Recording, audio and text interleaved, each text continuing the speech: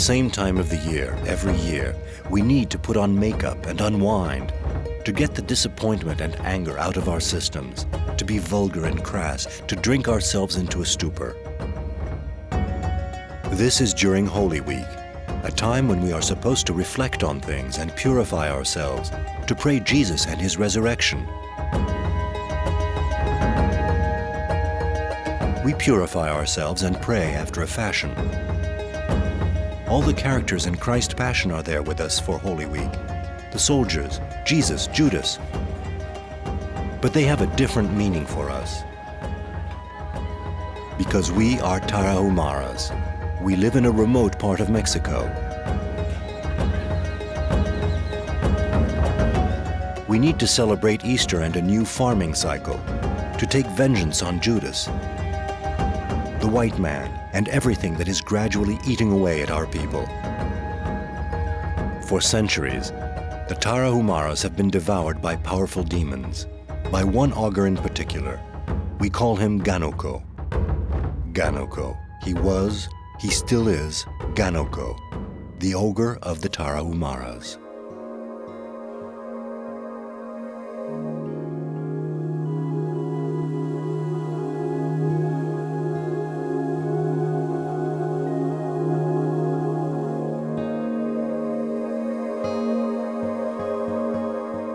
Well before the time of the conquistadors, Onoruame, the father god, created life and humans. These humans were the Tarahumaras.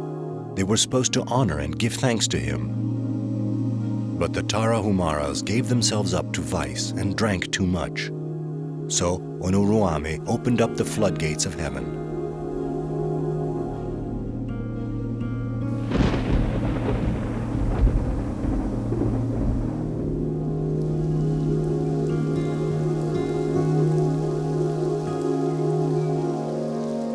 Only a few children escaped the flood and managed to save a few kernels of corn. When the water finally receded, the survivors were able to plant and harvest in abundance and give thanks to Onoruame.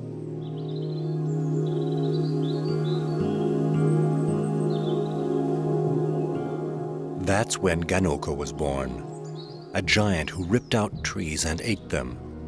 At first, it made it possible for men to enlarge their fields, but his appetite was so great that the earth became barren.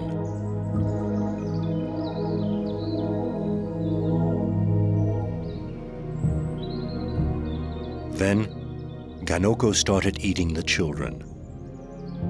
The Tarahumaras couldn't bear it, so they poisoned his food, and Ganoko fell into a deep sleep. But Onoruame decided to punish mankind for this act. He made the sun come down close to earth, and everyone burned, except those who had taken refuge in the caves of the Sierra.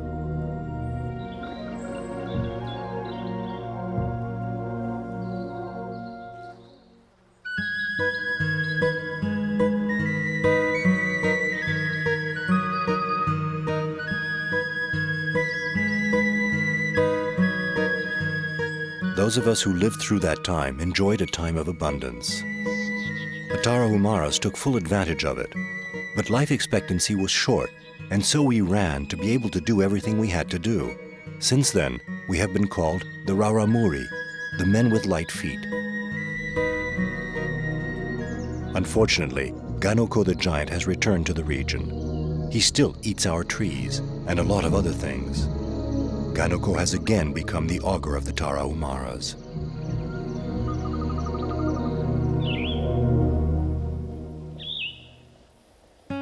My name is Guillermo. I'm called Memo. I'm 21. I live here in the Sierra of the Tarahumaras. The region covers almost 20,000 square miles in the state of Chihuahua, Mexico's largest. We even share a border with the United States. There are nearly 500,000 of us living in this huge canyon, the Barranca del Cobre. In some parts, it is more than a mile deep.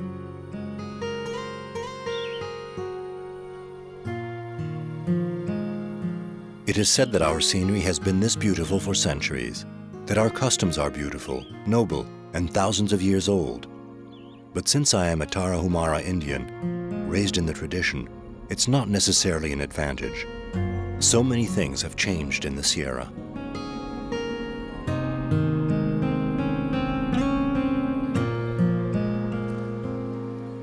Traditionally, we don't pile up in villages. We love our independence too much. Our houses can be several miles apart.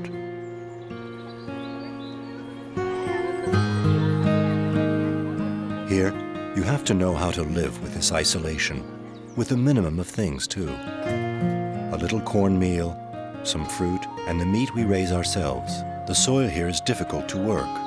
You have to know how to migrate, to go down to the valley in winter and return to the highlands in summer, where you have more safety than rain.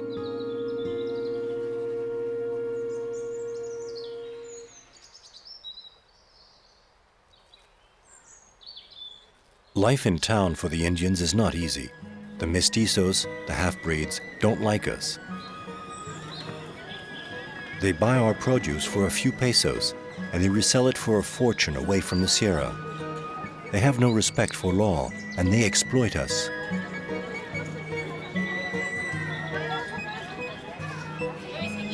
And the whites don't like us either. They say we are too simple, secretive, and quiet. We call them the chabochi, which means those who have spider webs on their faces. We call them that because the whites have never learned to look at nature, and even less to acknowledge what it has done for them.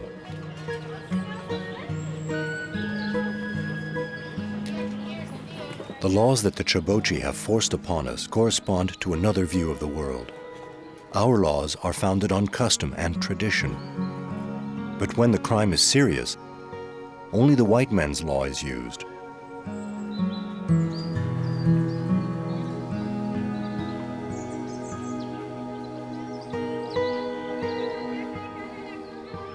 If a Raramuri kills a married man, our law says that he has to meet the family's needs for the rest of his life. But white man's law puts the man in prison for the rest of his life. Why? And what will happen to the victim's family?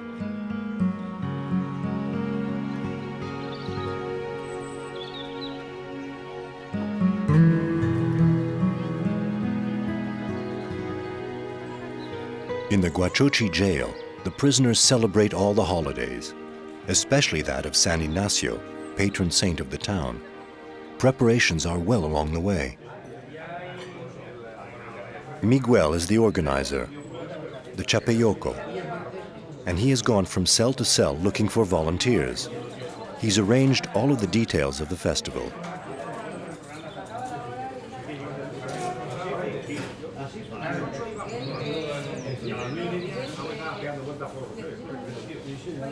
This kind of event is theoretically outlawed in jail, so it all has to be done by the rules.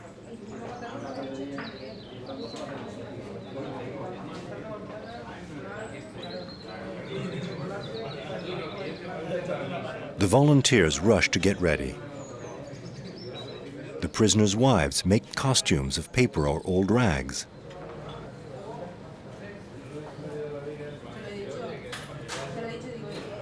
Everyone's help is welcome. A guitar and a new homemade violin are going to accompany the dance of the matachines, a 400-year-old ritual.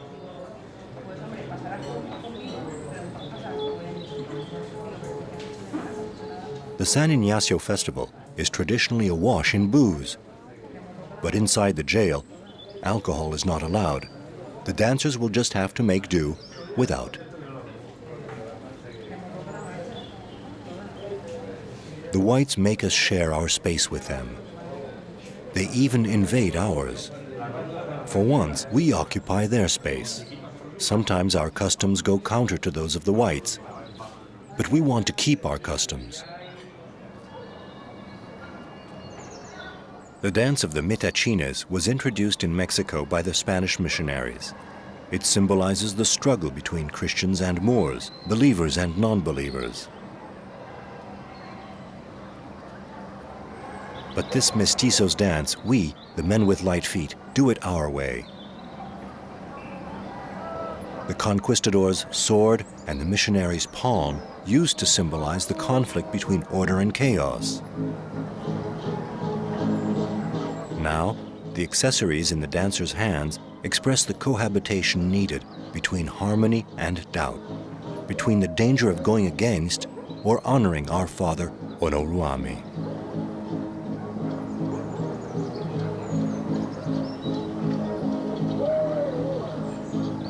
The songs may seem identical, but they never are, and each dancer must improvise to the musician's variations.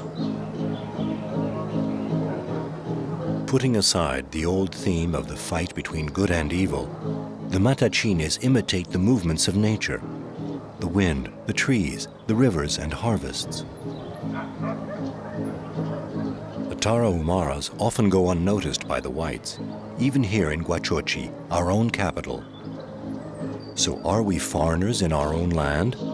Are we going to abandon our way of life? Is Ganoko going to devour our customs? No. We all think that this dance frees the prisoners' souls. And they join the souls of those who celebrate San Ignacio outside the prison walls.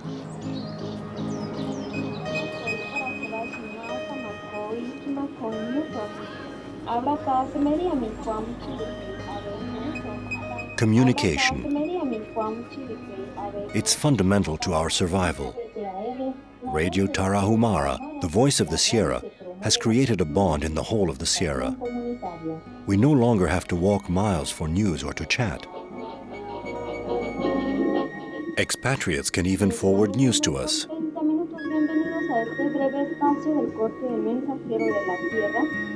Quiero platicar con usted mañana sábado de 11 a 12 del día. Estaré llamada en la radio de parte de Seferino Villalobos Acosta. Al gobernador indígena de Iracachi, municipio Morelos, preséntese el 30 de julio en la presidencia municipal. In one sense, the voice of the Tarahumaras has brought people closer. In another, it has locked them into their isolation. Whites have brought us this progress, but we mistrust their gifts.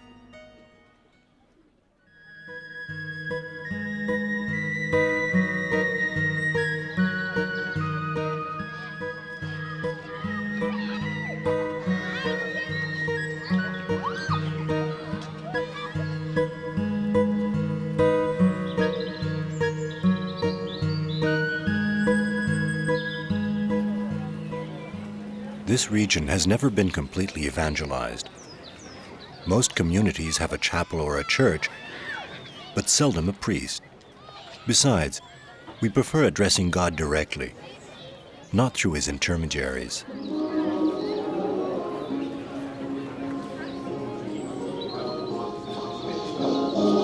The Raramuri still have their traditions.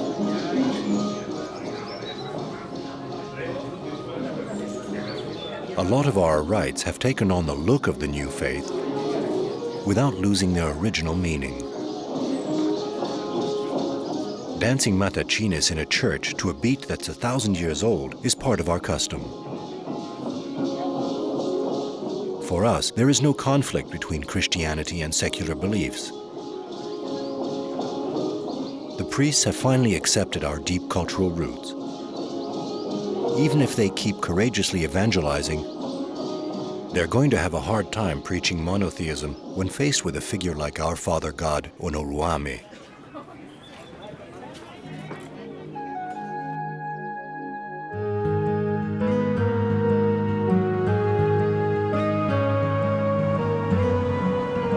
The whites have said that their iron horse would bring progress to the Sierra. But at the same time, it has brought disease and tourists and created a desire for profit. On the other hand, in a few dozen years, it has taken away our minerals, and it is still taking our wood. Wildlife no longer knows where to find shelter. The white man also lets the rain carry off our lands, with dangers from landslides in our devastated forests. This interest in our mining wealth and wood made it possible for the whites to build Creel Station. Over time, with its 3,000 inhabitants, Creel has become the showcase of the Tarahumara Sierra.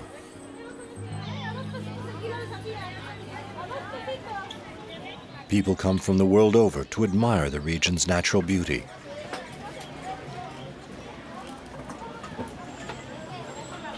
Of course, a lot of us rushed in to offer local artifacts to these visitors.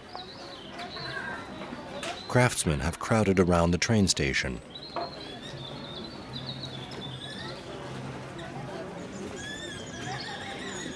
Tourists buy souvenirs with their money, but they don't stay, rarely longer than a day.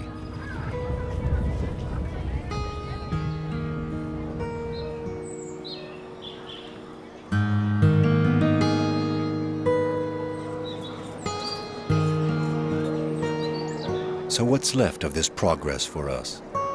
A small town that pretends it's modern? People far from their lands who have discovered the lure of money? Day workers waiting for a job? The unemployed? And young people who use the train to go search for money elsewhere?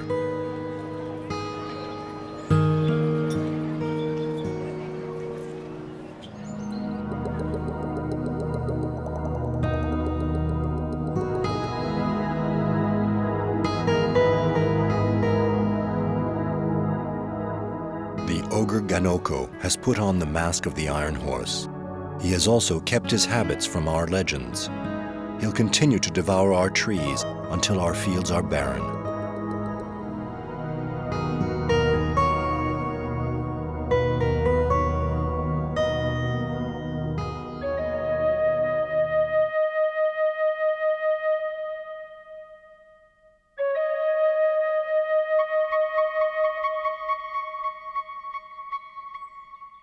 Handicrafts are basically woven and spun products and some pottery. They are produced mostly by the Raramuri.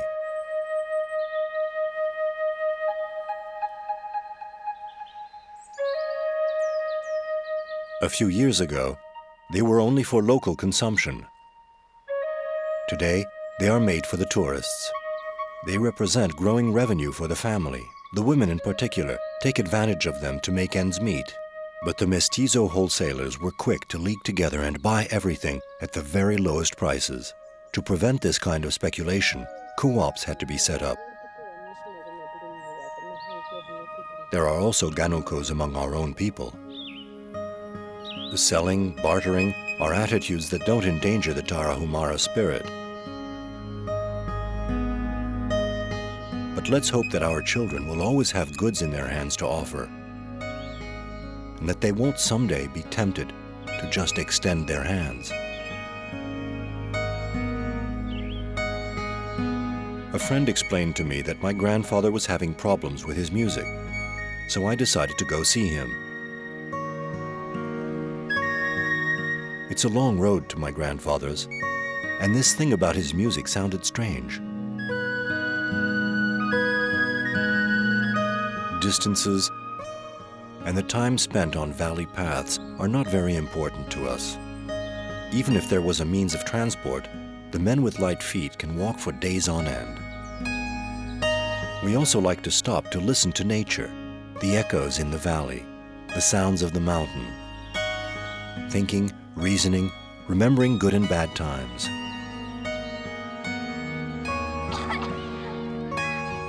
Life in the Sierra is often hard, but most of us wouldn't change a thing. Even if sometimes there are a few too many children, even if some families are torn apart by the need to go earn money somewhere else, the family core remains firm.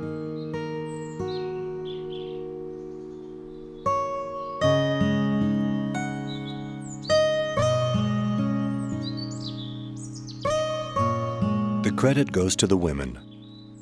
Some say that women are reluctant to change. Although men may hold power, organize the ceremonies, be governors or healers, they are only the artifice of tradition. When they work in the city, the men are less present. They speak Spanish better or have to speak it. the women don't speak Spanish so well. As they raise the children in the absence of the husbands, they teach them our language and customs. Women are the cultural nest for our identity, the axis around which the culture of the men with light feet revolves.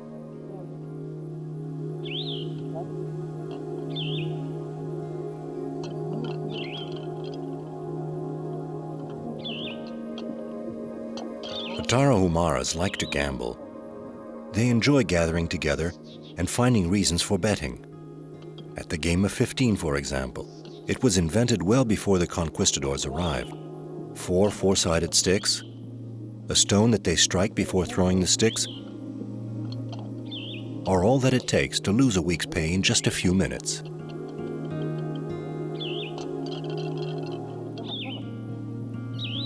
Nowadays, under the white man's influence, with their idea of getting the most from the land, everyone cultivates his own land by himself. In the old days, neighbors helped each other in both good times and bad. The old folks suffer the consequences. Don Salvador is nearly blind. His children have left, and he has to struggle now alone with just his wife to help him tend his fields. His land has practically become barren.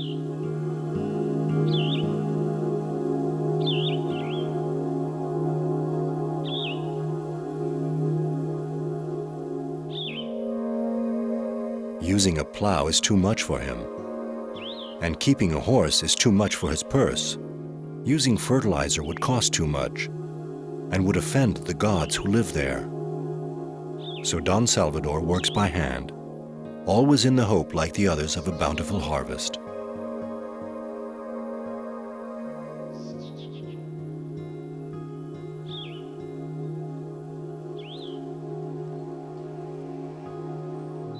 The earth. Even in games, the Tarahumaras have a role for the earth. The wooden ball race is still an event in the village. The men with light feet from 2 villages meet for a competition in which skill and endurance go together.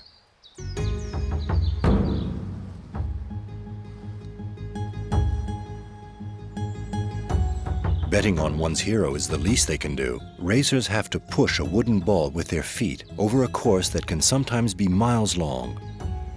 A great carrera de bola can last for 3 days and 2 nights if the teams contain several runners. It is said that our ancestors could run after a deer for over 100 miles without stopping. The ball rises and falls like a link between heaven and earth, like an invocation to make it rain.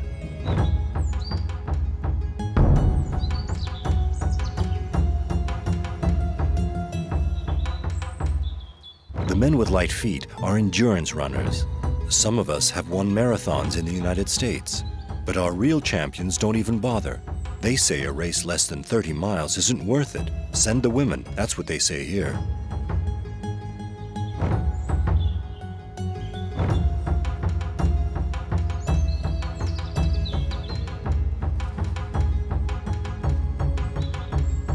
The women too have light feet, but they play with the arihueta, a small ring that they throw in front of them with a stick. Their race is almost as long as the men's, and betting almost as common.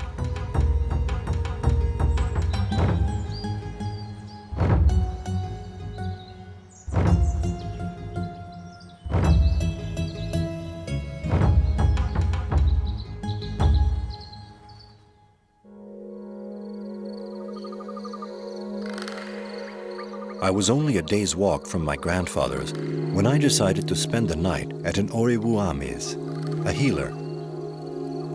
As with old Job in the Bible, the orevuames find the causes for a disorder in sleep and dreams. They also see the past, present, and future events. When they wake up, they interpret them for their patients.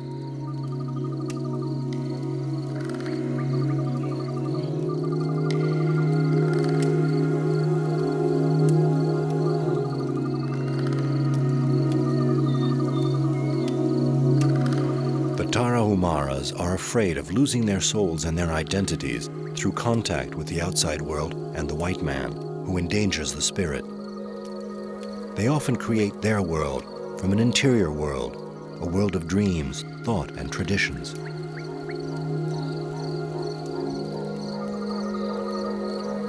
Speaking with the elders brings counsel. Consulting healers alleviates doubt. Meditation enables one to learn and make decisions. It's because of all that we don't just talk to say nothing.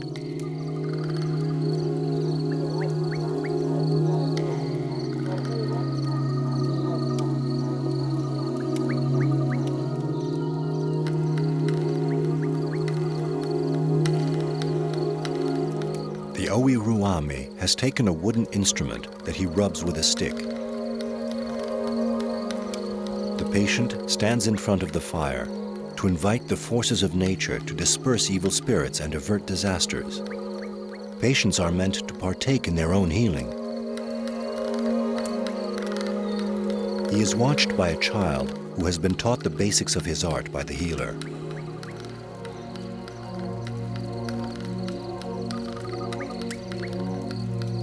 On the strength of the knowledge passed on to him by the Owi Ruame, the child digs a hole under the stone where his master is playing, so patients can bury their diseases.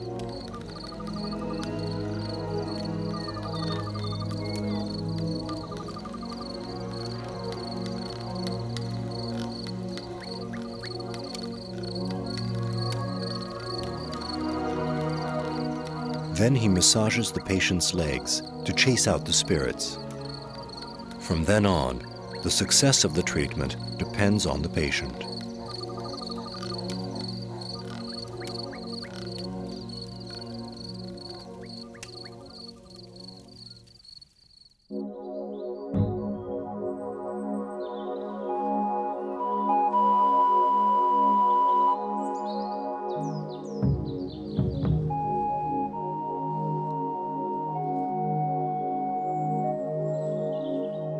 My grandfather's house is perched out in the middle of nowhere. But when I arrive, there's no need to knock on the door. My grandfather is already there to welcome me.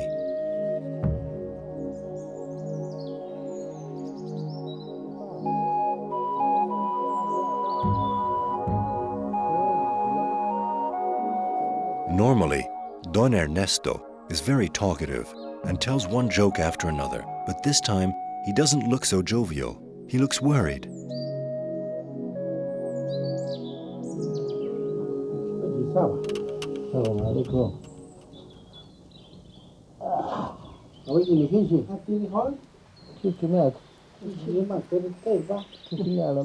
My grandmother brings out a little pinole as a gesture of welcome. It's a cool drink made of dried powdered corn stirred in water.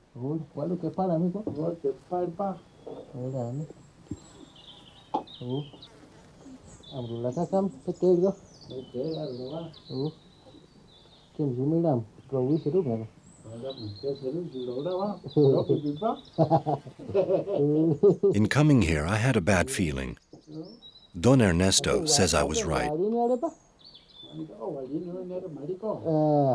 My grandfather is well known in the valley for his music, but someone made cassettes of songs he had composed. That person sold them in town. Apparently, he is a Tarahumara. And the name of the composer is not even on the cassettes.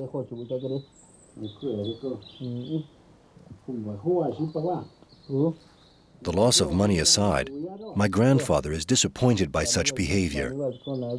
He thinks that if Tarahumaras steal from Tarahumaras, it is the end of our rites and customs.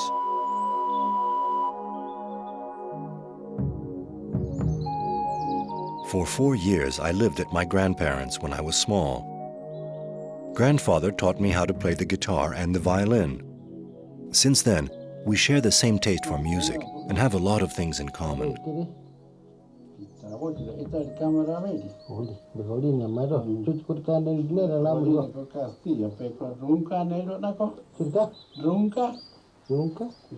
Grandfather asks for his violin, and grandmother pulls out my old guitar.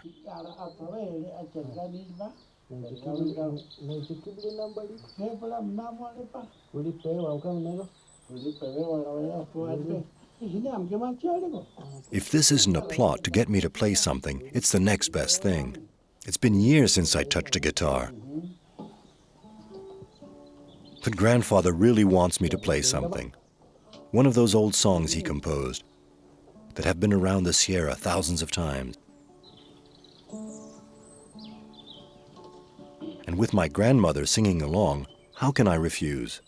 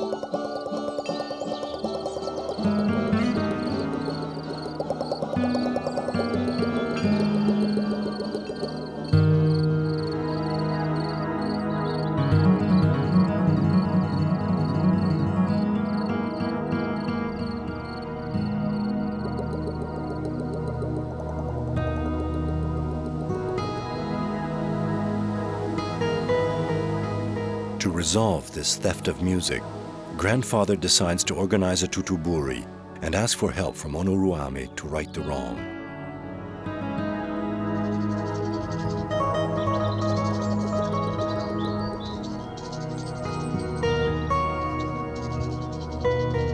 Tutuburi existed long before priests came to the Sierra.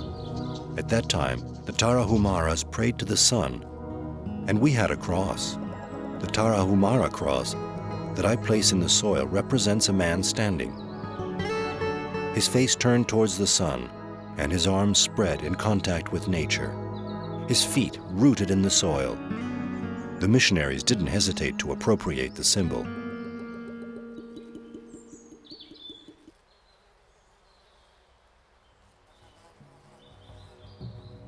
Tutuburi is a ceremony asking for strength, for a big harvest, or for defense against adversity.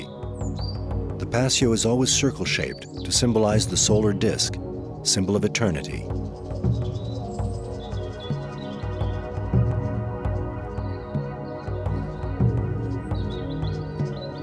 Sacrificing an animal is only the preparation for the ceremony.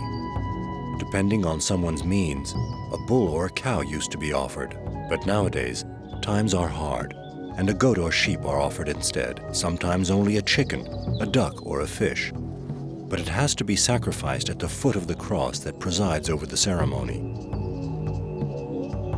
Bleeding the animal kills it, but catching the blood carefully and offering a few drops of it to the 4 points of the compass is a sign of the rebirth of a new balance.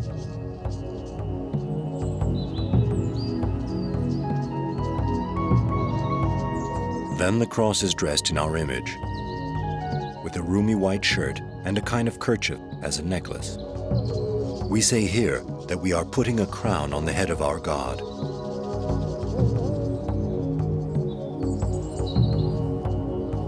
Then I put down a small dried squash, sonaja, a little bell with which our shaman intercedes with the gods.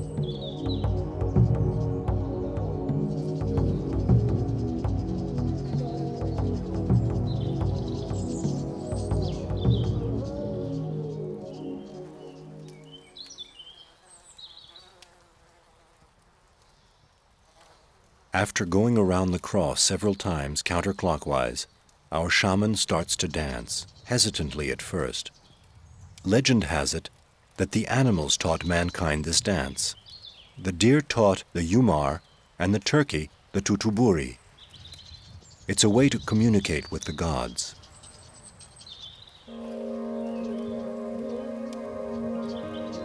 The song is in an old language which we barely remember.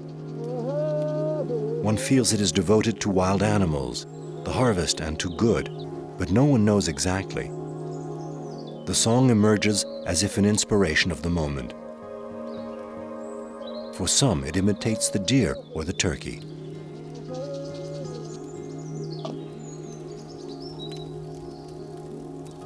The women have spent the last few hours preparing the tezguino. As Onoruame has taught, they let the corn sprout near the fire, then they ground it and mix it with alcohol before letting it ferment for 3 days.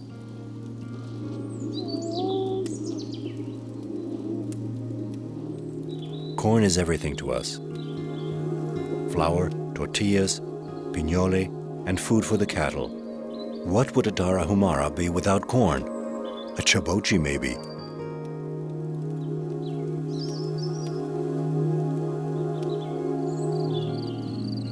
Grandfather walks several times around the cross. Before crossing himself, Christian gestures reappear. At the foot of the cross, the shaman has placed a little meat and some innards in a small cup resting on a goat skin. The rest, which is still boiling in a pot, is called the tonari, the consecrated meal that will be served at night to both host and guest. Then the ritual changes into a series of comings and goings in which the family's requests are recited. Our comings and goings represent the communion of man with nature that he lives in. The absolute is symbolized by the cross that mankind tries to reach.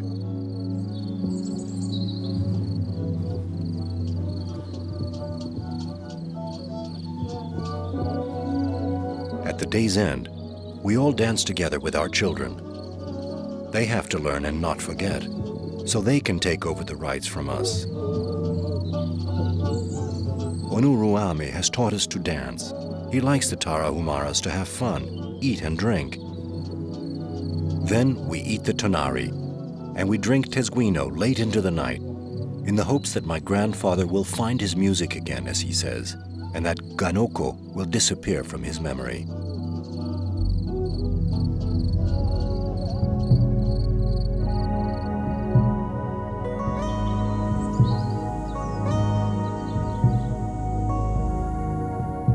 There is one time in the year when our age-old beliefs are concealed inside an important Catholic celebration. This is at Easter.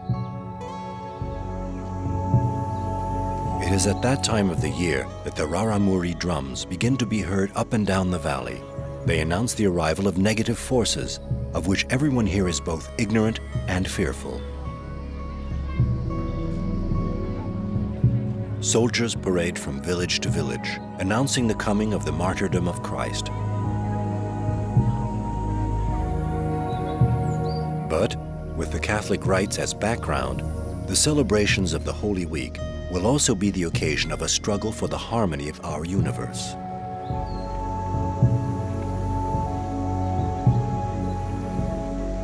After parading through the village, certain soldiers head for the river. They strip and pick up large chunks of mud.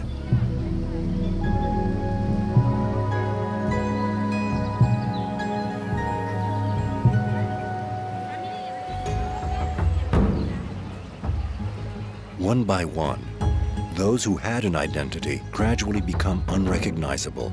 They cover their bodies in white. They become Pharisees, the Pharisees in the Passion of Christ. But for us Tarahumaras, they also become the chabochi, the whites, the embodiment of misdeeds and bad intentions.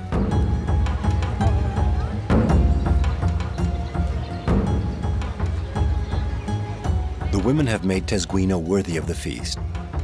Whole cauldrons of the holy drink ferment in front of each house. Each family participates in a rivalry of know-how. But the men cannot touch the tezguino before the end of the ceremonies, well, theoretically.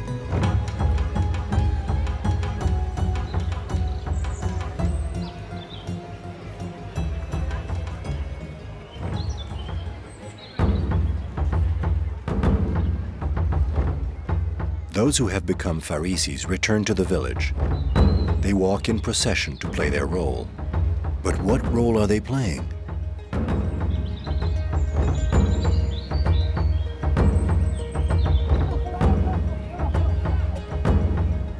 They gather to dance around the cross that is absent from the middle of the circle. They will dance like this for 3 days and 3 nights.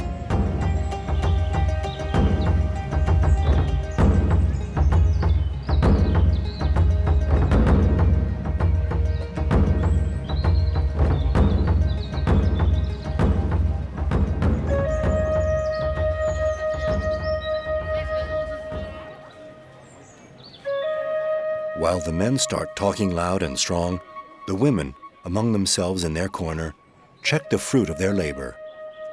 They drink quietly but with no inhibitions. They are sampling.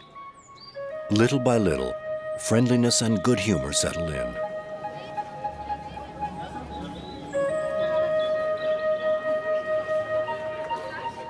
All the characters in the Passion are at the celebration.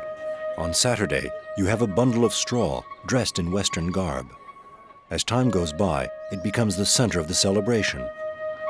For the Christians, it is Judas, the very one who betrayed Christ.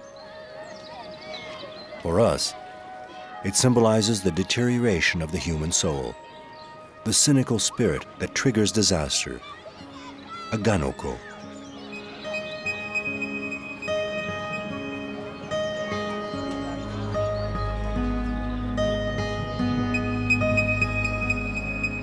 With help from the tesguino, which they are not supposed to have tasted, the dancers raise the pitch and tongues loosen. The atmosphere gradually heats up. They laugh and tell obscene stories about the whites and the mestizos, about Judas too, to the point of subjecting him to the worst indignities. People free themselves of all the frustrations they've had to put up with during the year. But mostly, they hope for a new balance, which will make their daily lives more bearable. So they resort to wrestling, man to man. Tarahumara wrestling. There are precise rules, despite the hit-and-miss aspect. Due to excessive amount of tesguino, it's a release, a purge, that relieves the men of the village's internal tensions. These Easter festivities are irreplaceable social safety valves, even if they are decidedly pagan. The forces of good carry the day, and a new cycle of the world can reappear with the new year.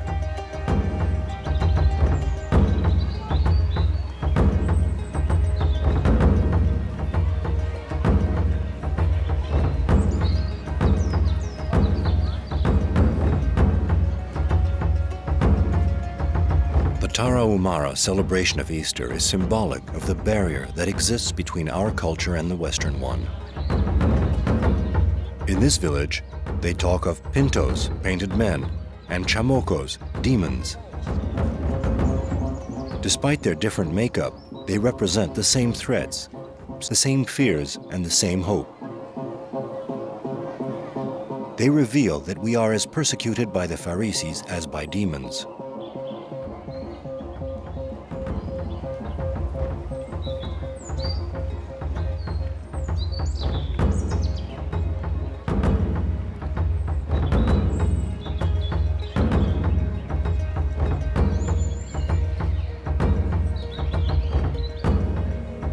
During Holy Week, no one can keep Christ from dying on the cross and being buried.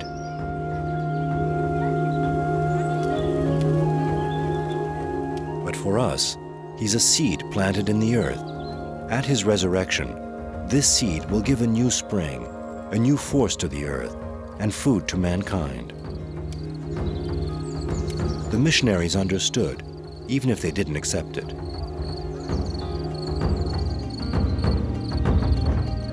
Easter represents the end and the beginning of a farming cycle, which promises fertile fields and the rebirth of life. So, little by little, our rites get the best of the Christian celebration.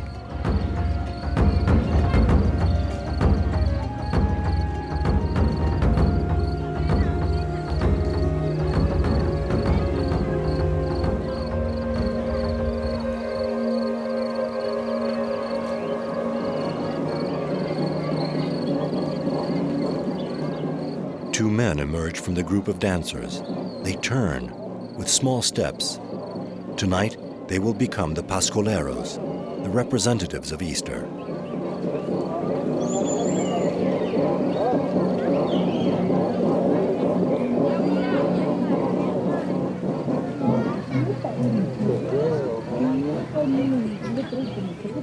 The dancing stops. Peace has come. The two men are standing, motionless. Assistants cover them with symbols and colors, symbolizing the elements and the gods they embody. The cross is not forgotten, but whose cross?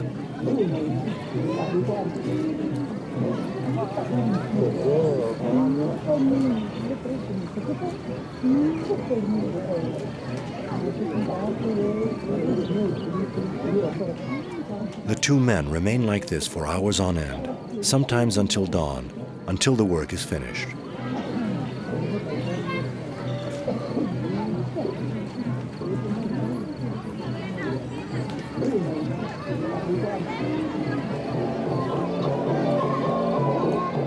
Their heads are finely crowned with a headdress of feathers of turkey, the food of the gods of the earth.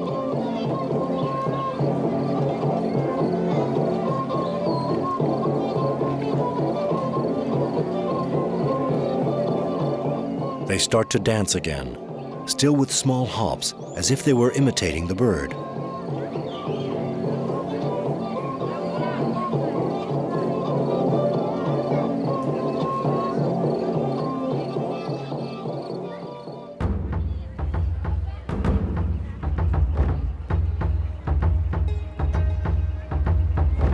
In this village, too, the Pintos and the Pharisees carry their Judas to the foot of the wall.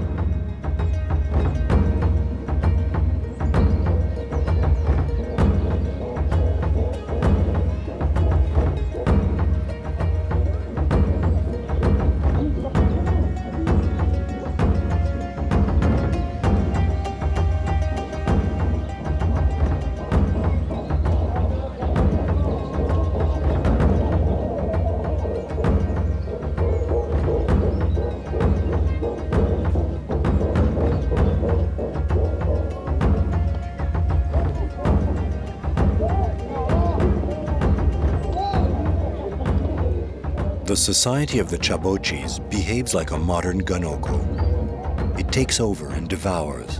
Then it inflames and deteriorates.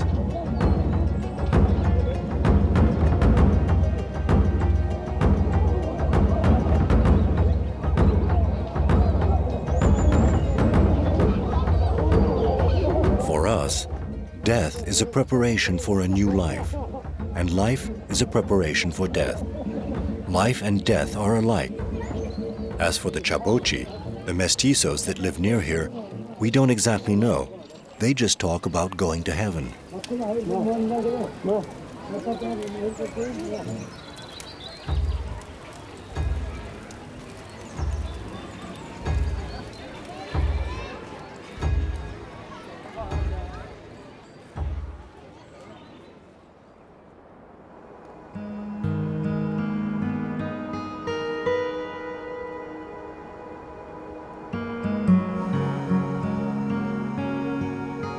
This is how we, the Tarahumaras, the men with light feet, live. We still look upon the sun as a superior being. We know water, earth, air, and fire.